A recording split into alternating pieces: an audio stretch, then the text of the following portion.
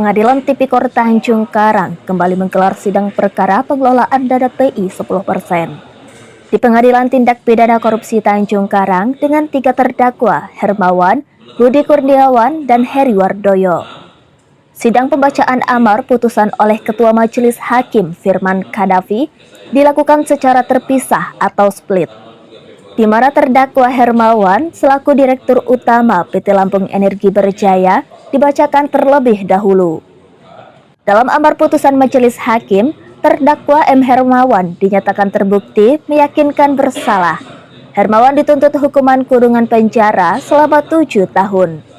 Selain hukuman badan, terdakwa dikenakan denda 400 juta, subsidiar 120 hari kurungan penjara, serta membayar uang pengganti senilai 2 miliar 616 juta rupiah. Jika tidak dibayar, diganti penjara selama 2 tahun 6 bulan. Atas putusan itu, jaksa dan juga terdakwa menyatakan pikir-pikir. Sebelumnya, pada sidang tuntutan, terdakwa Hermawan dituntut oleh JPU selama 9 tahun penjara, denda 1 miliar, subsidiar 180 hari penjara, serta membayar uang pengganti 4 miliar 100 juta lebih. Jika tidak dibayar, diganti penjara 3 tahun. Diketahui dalam dakwaan JPU sebelumnya, para terdakwa secara bersama-sama melakukan pengelolaan dana PI 10% tanpa dilandasi legalitas dan tanpa persetujuan Menteri Energi dan Sumber Daya Mineral.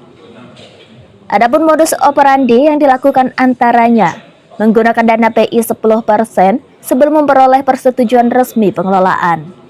Mengakui dana PI 10% sebagai pendapatan real perusahaan yang bukan berasal dari kegiatan usaha utama. Melakukan konversi mata uang asing ke rupiah tidak menggunakan kurs aktual. Membagikan tantim, kenaikan gaji, tunjangan, serta fasilitas lainnya yang bersumber dari dana PI 10%. Melakukan pendepositoan dividen PT Lampung Jasa Utama ke rekening PT Lampung Energi Berjaya secara tidak sah.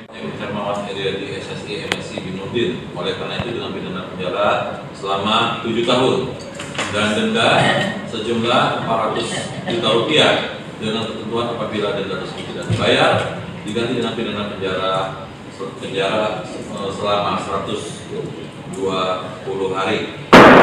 3. Menghukum terdakwa M. Hermawan Yaryadi MSI Binudin untuk membayar uang pengganti sejumlah 2 miliar 616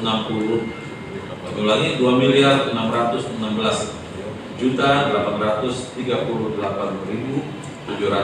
rupiah, dikurangi uang yang disita dari terdakwa sejumlah 1 miliar 200 juta rupiah paling lama dalam waktu 1 bulan sesudah putusan yang memperoleh hukum tetap. Jika tidak membayar uang pengganti tersebut, maka harta bendanya dapat disita oleh jaksa dan dilelang untuk menutupi uang pengganti tersebut.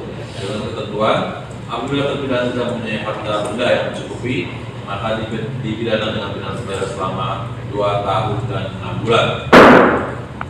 Dari Bandar Lampung, Leo Dampiari melaporkan.